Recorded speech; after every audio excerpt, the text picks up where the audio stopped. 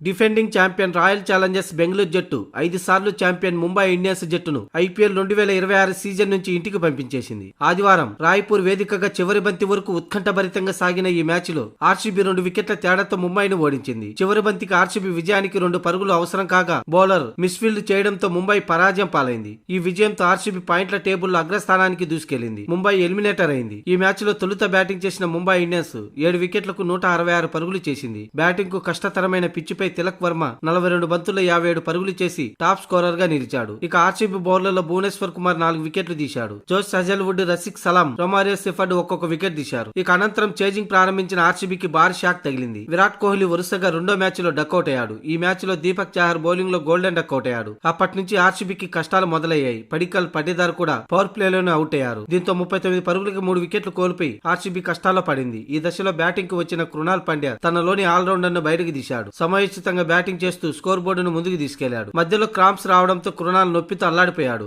6 కొట్టడంతో క్రాంప్ తో కింద పడిపోవడం. ఇన్నింగ్స్ 18వ ఓవర్లో ఇదే జరిగింది. నొప్పితో ఇబ్బంది పడ్డ కృణాల్ మాత్రం జట్టు కోసం పోరాడాడు. అయితే 46 బంతుల్లో 4 ఫోర్లు 5 సిక్స్లతో 73 పరుగులు చేశాక చివర్లో అతడు అవుట్ కావడంతో మ్యాచ్ ముంబై చేతులకు వెళ్లినట్టు అనిపించింది. చివరి ఓవర్లో ఆర్సీబీ విజయానికి 15 పరుగులు అవసరం. ఈ సమయంలో డేంజరస్ ప్లేయర్ రొమారియో సెఫర్డ్ పెవిలియన్ చేరాడు. దీంతో ముంబై ఫ్యాన్స్ గెలిచినట్టుగా సంబరాలు చేసుకున్నారు. కానీ అక్కడే అసలే ట్విస్ట్ మొదలైంది. ఆర్సీబీ విజయానికి చివరి 3 బంతుల్లో 10 రన్స్ అవసరం. ఇక బౌలింగ్ లో 4 వికెట్లు తీసిన భువనేశ్వర్ కుమార్ బ్యాటింగ్ లో తాను ఎదుర్కొన్న తొలి బంతినే సిక్సర్ గా మలిచాడు. దీంతో ఆర్సీబీ అనూహ్యంగా మ్యాచ్ లోకి వచ్చేసింది. చివరి బంతికి 2 రన్స్ అవసరం కాగా బౌలర్ మిస్ఫీల్డ్ చేయడం, ఫీల్డర్ త్రో సరిగ్గా వేయకపోవడంతో ఆర్సీబీ విజయం సాధించింది. దీంతో పాయింట్ల టేబుల్ అగ్రస్థానానికి దూసుకెళ్లింది. ఇక ఆర్సీబీపై ఓటమితో ముంబై ఇండియన్స్ ఈ టోర్నీ నుంచి నిష్క్రమించిన రెండో జట్టుగా నిలిచింది. అంతకుముందు సీఎస్కే చేతిలో ఓడిపోయిన లక్నో సూపర్ జైంట్స్ ఈ టోర్నీ నుంచి ఎలిమినేటర్ అయిన తొలి జట్టుగా లక్నో నిలిచింది.